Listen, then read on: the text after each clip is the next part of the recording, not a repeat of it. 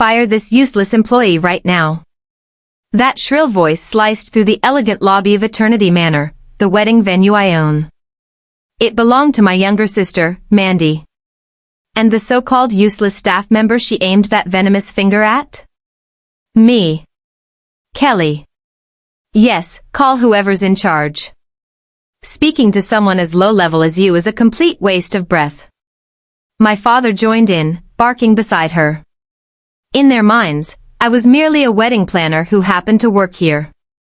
It never once crossed their imagination that the historic estate beneath their feet actually belonged to me. The air froze solid.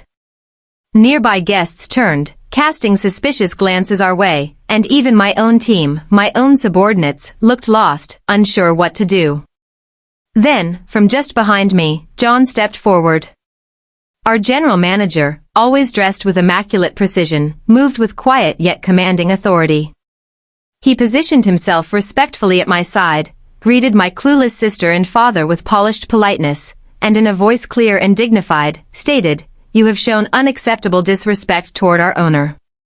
Owner? I watched the color drain from Mandy's face. My father's mouth opened and closed, gaping like a fish gasping for air. How did it come to this? That I, with my own hands, would transform this family's crowning celebration, their greatest moment, into hell itself, after they had shattered my beloved daughter's birthday. Let me explain. Let me tell you a story. It all started on that terrible day. Back when my world with Hannah was still filled with nothing but light and hope. Mom, look. Only 13 more sleeps until my birthday. My almost 8-year-old pointed at the calendar, her cheeks puffed with pancake, laughter spilling through the kitchen. The room itself seemed to glow with her happiness. That's right, sweetheart. Have you thought about what you'll wish for this year? It's a secret. She laughed, joyful and free. This was my whole universe. Ever since I lost my beloved husband 5 years ago, raising her, protecting her, that had become my only reason for living. Fortunately, my career was thriving. I had purchased Eternity Manor back when it was a struggling wedding venue, rebuilt it from the ground up, shaped it into the embodiment of everything I believed in.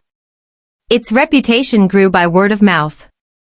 Today, it's one of the most coveted venues, booked years ahead. But my family knew none of this.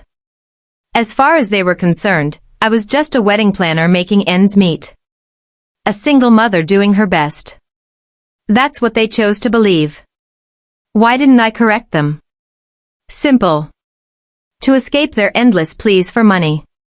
I was terrified that my success would only feed their envy and resentment, further twisting a relationship already hanging by a thread. But that thread was about to snap, in the cruelest way imaginable. Then came the long-awaited day. Hannah's birthday. We had reserved a section of Eternity Manor's sprawling English garden, decorated with soft pastel balloons and ribbons. Children's laughter echoed across the lawn as Hannah's friends gathered to celebrate. Mom, thank you. This is the best birthday ever. Dressed in her new gown, she threw her arms around me, her face radiant. Seeing her like that filled my heart completely. My staff were flawless, orchestrating every detail with perfect professionalism. I had given them only one directive: today, my daughter is the star. Please give her the very best service. While the birthday girl was deep in a treasure hunt with her friends, one of the catering staff approached me, looking slightly uneasy. I'm so sorry, but we're running low on the children's juice stock. Oh, really? I'll grab some extra from storage. I smiled and headed toward the quiet back corridor, away from the cheerful commotion. It only took a few minutes. As I neared the storage door, something caught my eye. Near the garden's edge, behind a tall hedge, the soil of a large planter was oddly disturbed. And splattered across the dirt, something dark blue and creamy. Dreadfully familiar.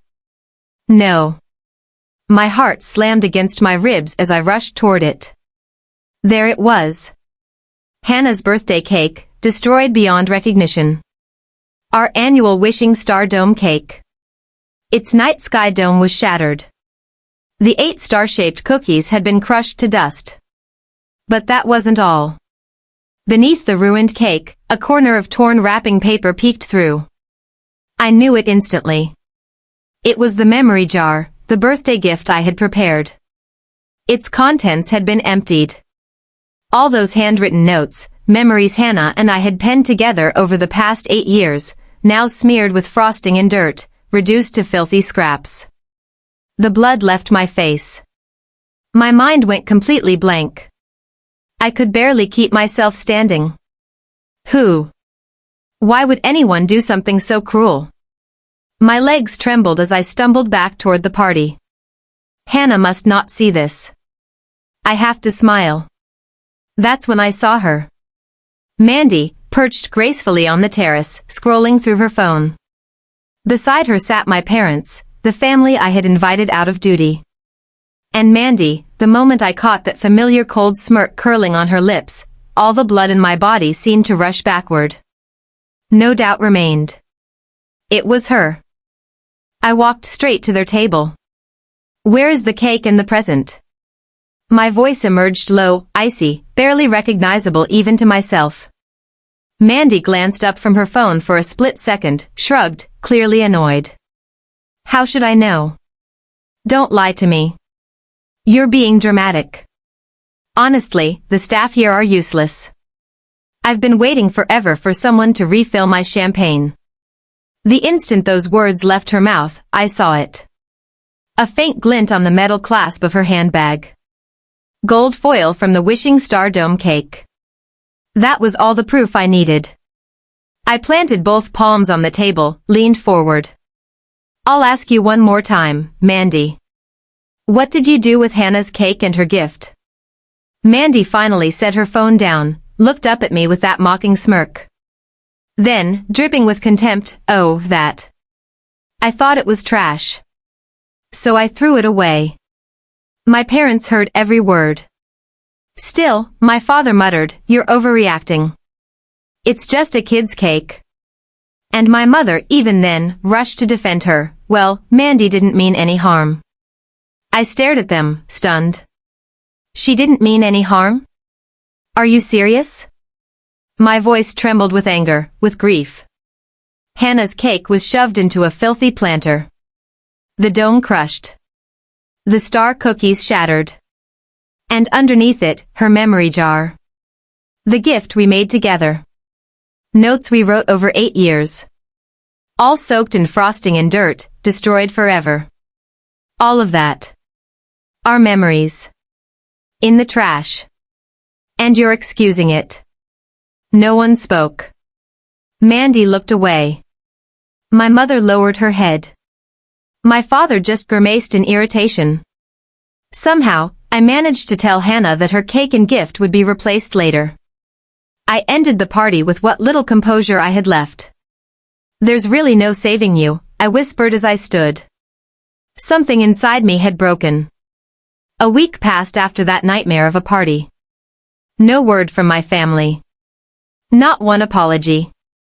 One night, after tucking Hannah into bed, I sat alone in the living room. My phone rang. Caller ID, Mandy.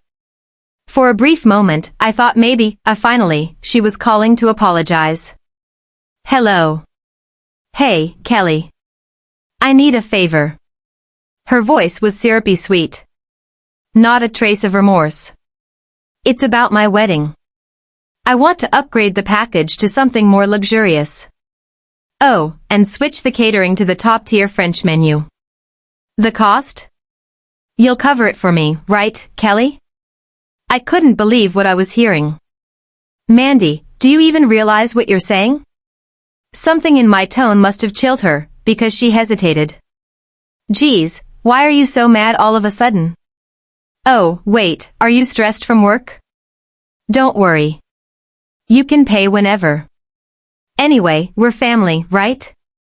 It's only natural for you to help make the most important day of my life perfect.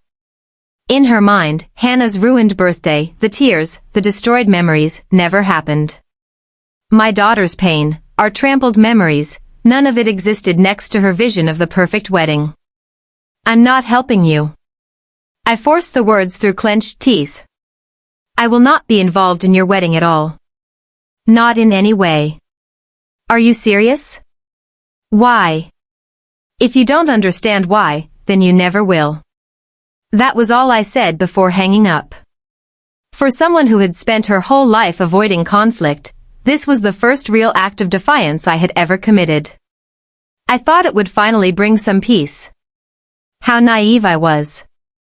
Less than an hour later, someone started pounding on my front door so hard it nearly tore off its hinges. On the intercom screen, my father's furious face appeared. The moment I opened the door, he shoved past me, storming inside. Kelly, Mandy just told me everything. What the hell are you thinking? What do you mean, what am I thinking? Don't play dumb. Are you trying to ruin your sister's big day? You've always had it easy. Mandy's not like you. She's clumsy. She struggles. It's only fair that the one who's had it easier takes on the tougher role. His twisted logic was so absurd, I let out a hollow laugh. The tougher role. I think I've played that part plenty already. But tell me, Dad, knowing what Mandy did to Hannah, you can still talk to me like this? He gave me a weary, exasperated look, then spat out his next words. Oh, so this is still about that damn cake. If it was ruined, buy another one. You'd really sabotage Mandy's wedding over something so trivial? Something so trivial. Those words cut deep.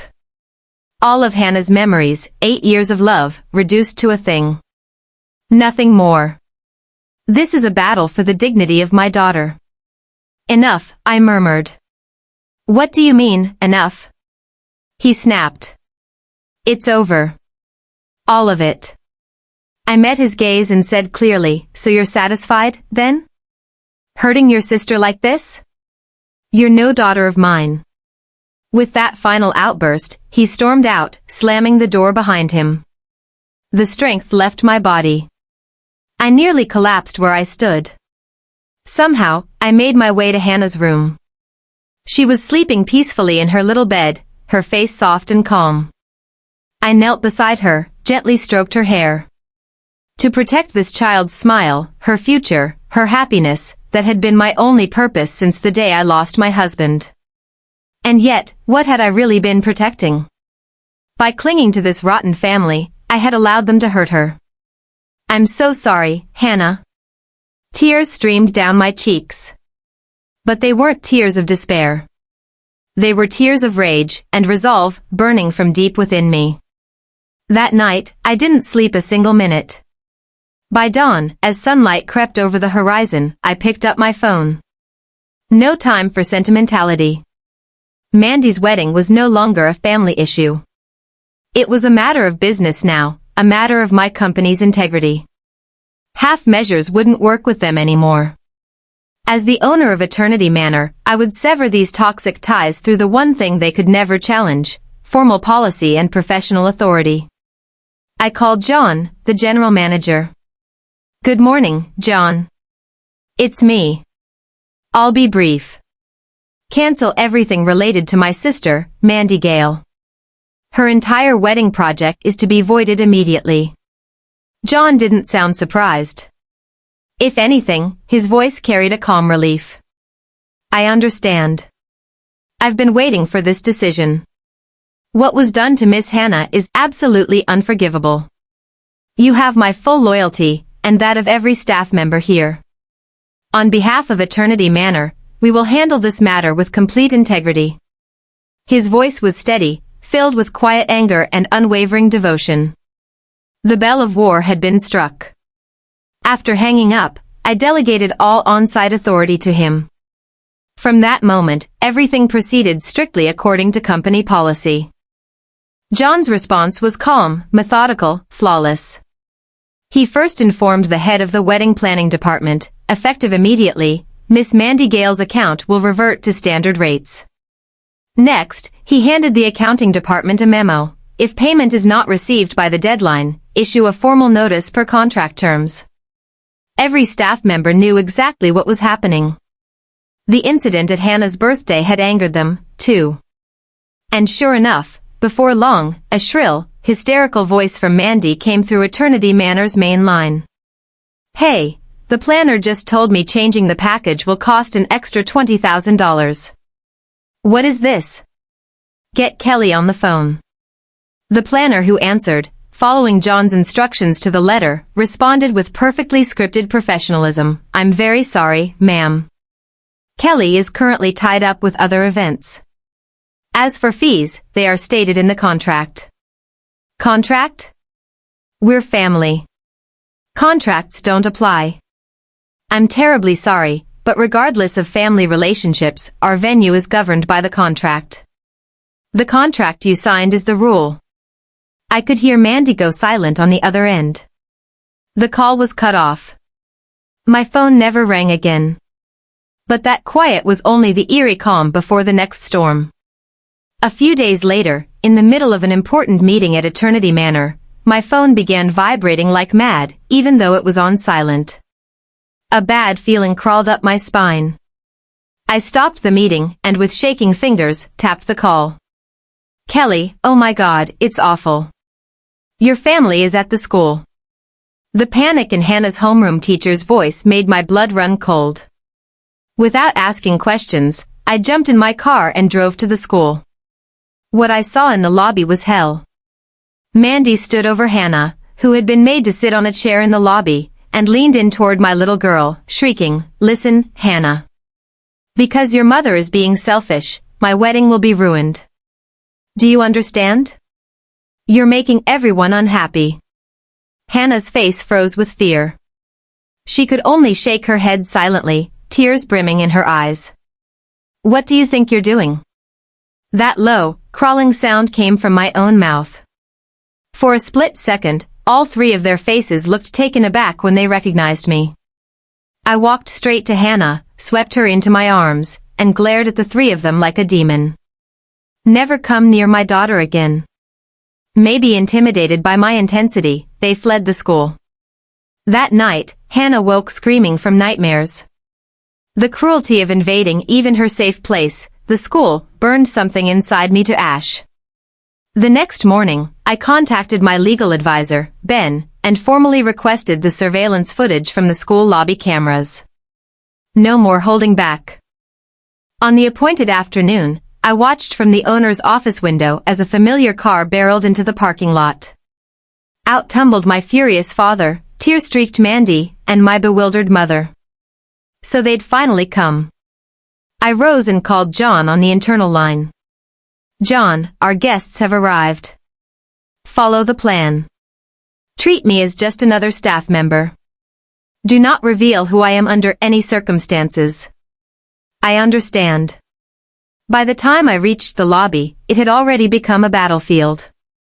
Mandy was shouting at the young front desk staff. I said, "Bring me the person in charge." My father bellowed, "Who's the owner here? Your staff clearly aren't trained." Other guests watched with furrowed brows. I calmly stepped in and asked, "Is there a problem, ma'am?" Mandy's eyes snapped straight to me. "Kelly, perfect timing. What is this bill? You can fix this with a word, right? Call whoever you need to make this contract all go away." She still genuinely believed I was just an employee who could pull strings for them. Their foolishness had grown so profound that I felt nothing but pity. "I'm sorry, but this is not up to me." I answered mechanically, "By the manual." Mandy's hysteria spiked. "Save the excuses. Are you even my sister? Business and family are separate. Everything will proceed according to the contract."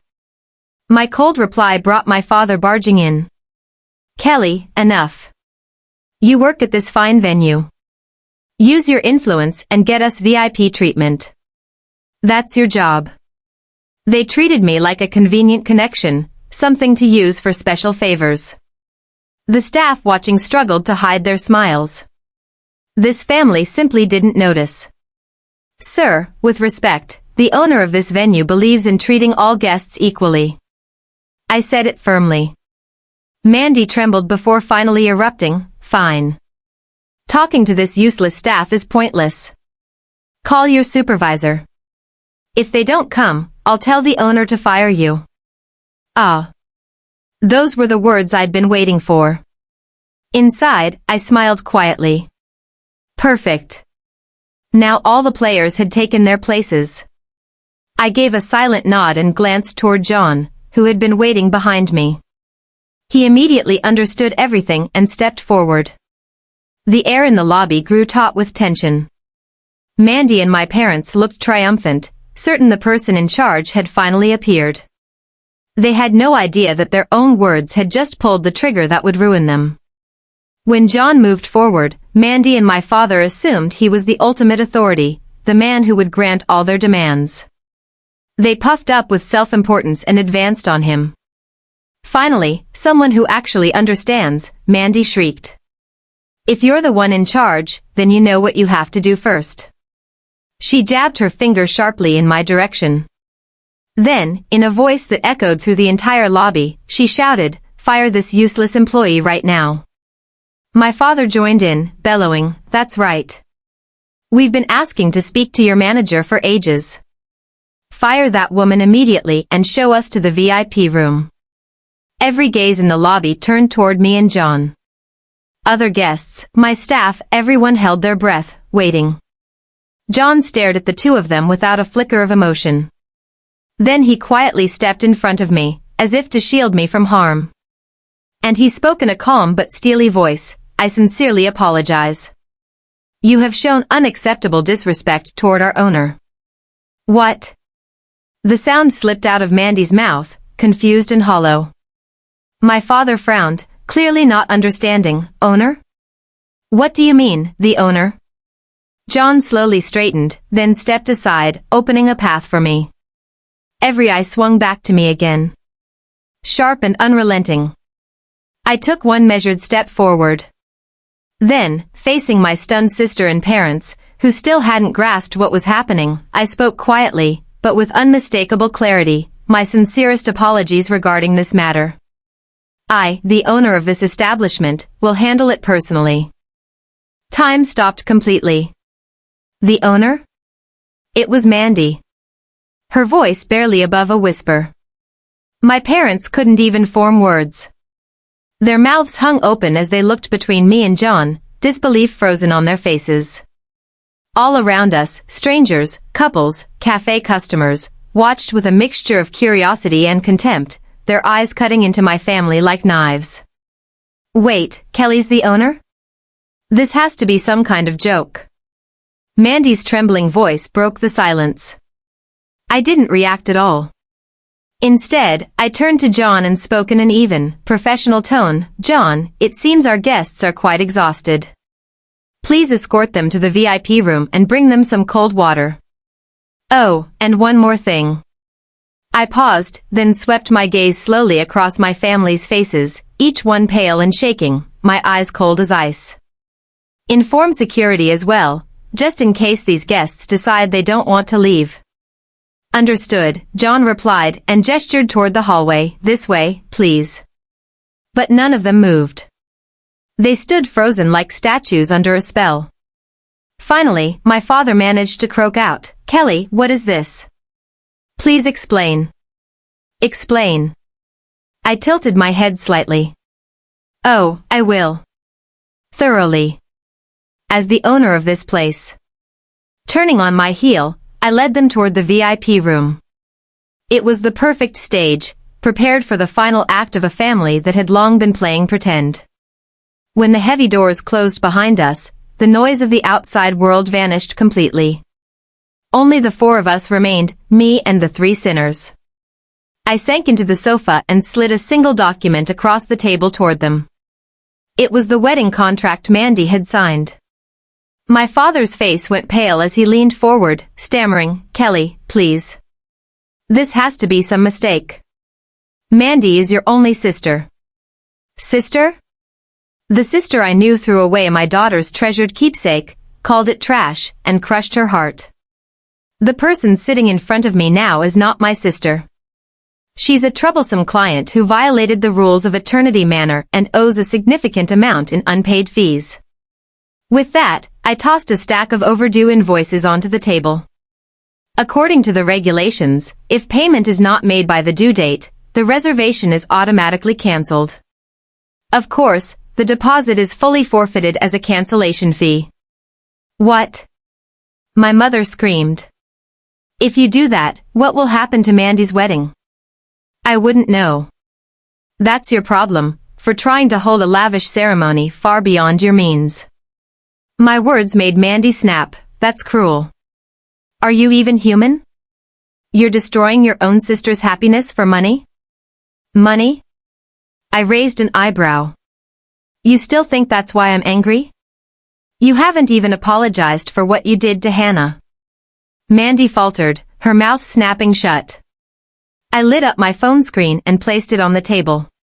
What began to play was that recording, the disgusting footage taken in the school lobby that day.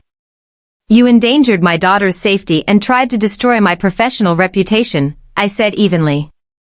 This isn't a family matter anymore. It's criminal obstruction of business and intimidation. Isn't that right, Ben? At my words, Ben, my legal advisor, who had been standing quietly in the corner, stepped forward. Yes, the evidence is more than sufficient. We can file a police report immediately and apply for a restraining order as well. Police? My father and mother's faces turned ashen with despair. Mandy could only tremble, speechless. What will it be? I asked, looking down at the three sinners, giving them their final choice, accept the cancellation of the wedding and disappear from our lives forever. Or spend your wedding day at the police station. The word police felt like a final judgment. Mandy, who had screamed so loudly moments ago, fell silent. My father collapsed onto the sofa, completely drained. Only my mother wept, choking on her words, I'm sorry. I'm so sorry, Kelly. But who her apology was meant for, I no longer cared. Ben handed them a written agreement. They would never again make contact with Kelly or Hannah. The three of them, hands shaking, signed their names. Led by John, they left the VIP room like ghosts, silent and pale. I watched them go, expressionless. As they crossed the lobby, every single staff member turned their back to them and went on with their work without a word. It was their unspoken way of showing loyalty, to me and to Hannah. That night, Hannah and I celebrated quietly. From the most popular patisserie in town, I bought a cake even grander than the new Wishing Star Dome cake. And I finally gave her the gift I hadn't been able to that day. Mom, can I open it? Her eyes sparkled as I nodded carefully. She unwrapped it, and inside was a beautiful locket pendant. On one side, a photo of me when I was young. On the other, a picture of her late father smiling gently. Daddy. Tears rolled down Hannah's cheeks.